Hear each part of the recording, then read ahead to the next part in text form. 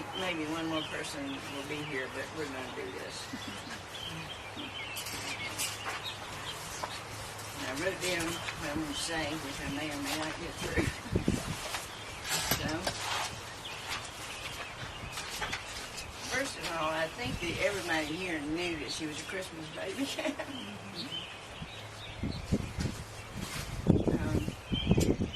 Born on Christmas Day in 1934. As near as I was able to tell, the first 7 years of her life, she was pampered and spoiled.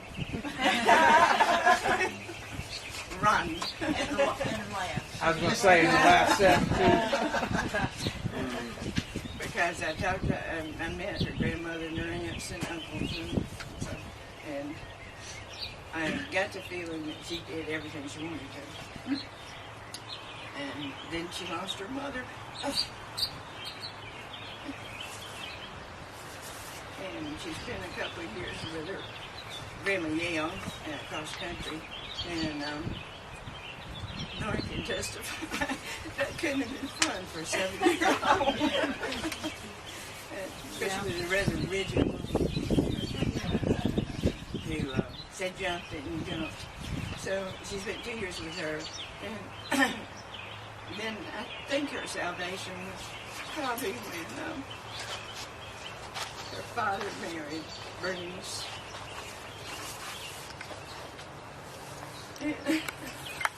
Bernice was, told me many times that she was totally out of the world because she did not know what to do. Here she was with kind of a rebellious 9-year-old. And she had never taken care of kids, didn't know anything about kids. All of a sudden had this kind of rebellious 9-year-old. So she and Sandy got to be pretty good allies over the years. It took a while. But then she had 3 brothers who had to take care of her. And that kind of took care of her life until she left home in college. The girls came after she was already gone. And she, of course, got very close to them over the years. She, when she graduated from high school, she left home. And I don't know if any of you know this, but Claudia does. She left home and went back to Greenville, Illinois, which is where she lived most of her life, and went to Harris Teachers College with every intent to be a PE coach. Well, she spent about, I think she spent a full year there, and she was having money problems, and we can all relate to that. And so she decided that she was going to have to do something because, and of course her father was always, come on home, come on back. And, but her Aunt Reba called her. And she was teaching college at the time. And she's told Sandy that they had a nursing program starting at Roberts. And Sandy, who had never in the world thought about being a nurse, went back and did that because her Aunt Reba told her to. And now look at Lori, is like looking at Aunt Reba. But anyway, she went into nursing, where she did her usual. She was a little bit of a rebel. She didn't like to do anything she didn't want to do. And that lasted her whole life. And I'm sure the Air Force loved that. But she did love nursing, and she loved the Air Force, and she was an outstanding teacher. I found something in going through some of her stuff, and she saved everything in her life, from notes from nursing school to whatever. And I found this letter that I actually sat in the chair and laughed to myself because I knew this story. She had told me this story. And this was the letter that the school sent. And this was her first year in college. And she said, and it says, Mr. and Mrs. A.J. Berry, dear friends, doubtless Sandra has given you the details of the camping trip she and another girl took in Canada in company with two other fellows from the college. We have not questioned the girl's statements to the effect that relationships were perfectly proper. But we are forced to the view that such a trip without proper chaperone violated conventions and standards by which a worldly society judges. Now remember, this is 1955. And much more contravenes standards we expect from our young people. The disciplinary committee considered the expedition as essentially harmless in terms of action, but totally unwise, and one that puts both the individuals and college in a questionable place. And I'm trying to impress this upon the students concerned. I can see this. Having gotten the same benefit of a disciplinary committee as a senior in nursing school. In view of this attitude, the committee has placed the people concerned on probation, which means that further serious infraction of our rules and standards could only result in drastic action by the committee. We expect Sandy to make a real contribution here and hope this is the last difficulty of this sort she will find. Sincerely yours, Paul Adams, Chairman, Committee for Discipline. Now, those of you who know Sandra as well as I did, know that probably made not one dent in his world. They had gone on this trip and they had told their parents, each set of parents, that they were going somewhere else. So they were going to somebody else's house for the weekend. And then they went on a camping trip to Canada. But they were in upstate New York. I mean, we're talking about Rochester to Canada, so it's not like a long trip. So, but they go camping on this island. So, but I wanted you to know that story. I found it, and then I go into stuff. Okay? I found a couple of quotes that Sandy and that she really liked a lot, and I think I found about 10 copies of. So, but the thing I kept running across forever, because you know what a teacher should was the quote from, and I don't even know who it was from, ignorance can be cured, but dumbness forever. She was not very tolerant of dumb people. Okay. The first one that she liked a lot was by Robert Louis Stevenson, and I kind of inserted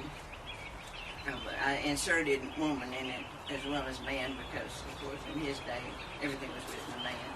So, and it's that man or woman is a success who has lived well, laughed often, and loved much. Excuse me. Who has gained the respect of intelligent men and women,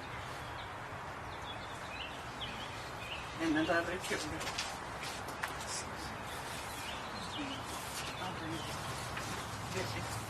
Okay. I'm going to start over. Okay.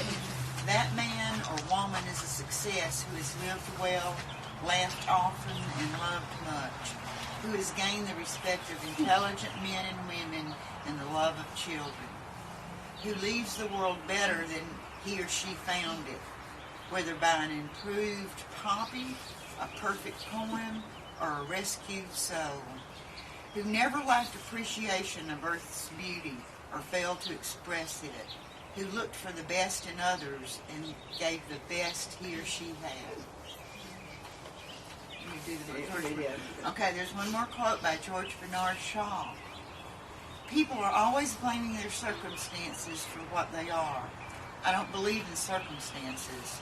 The people who get on in this world are the people who get up and look for the circumstances they want. And if they can't find them, make them. Which you did. That's your, okay. I'm going to sit down. Yes.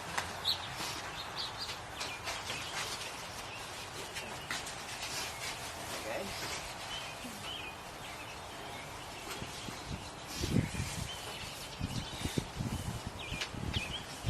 Yeah, I definitely have to read this. I certainly couldn't memorize it. I did not know until last night that I would be reading anything. But I will start in just a minute.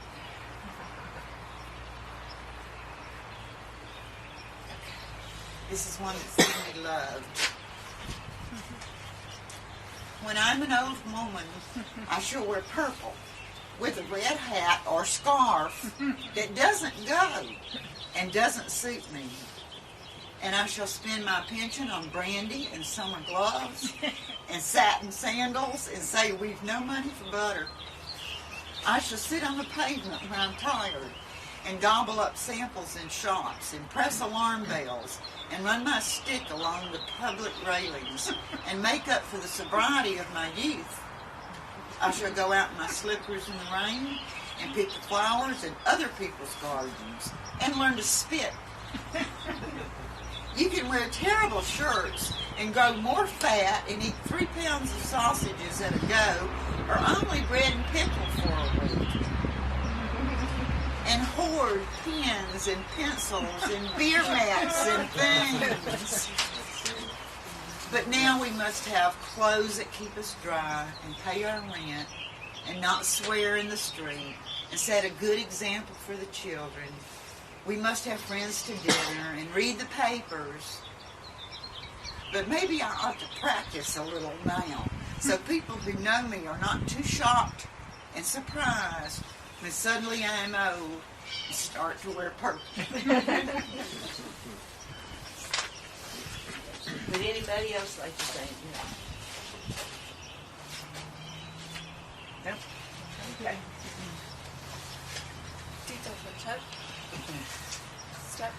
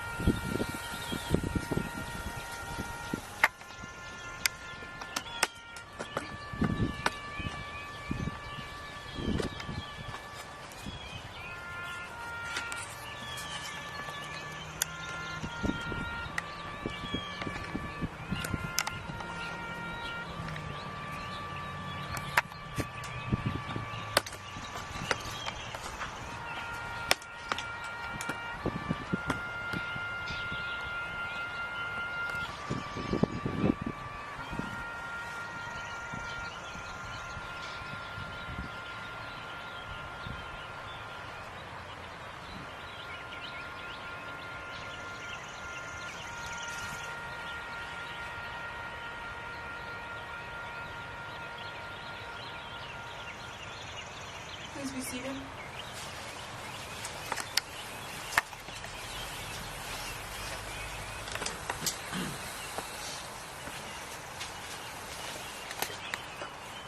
behalf of the President of the United States, the United States Air Force, and a grateful nation, please accept this flag as a symbol of our appreciation for your loved one's honorable and grateful service.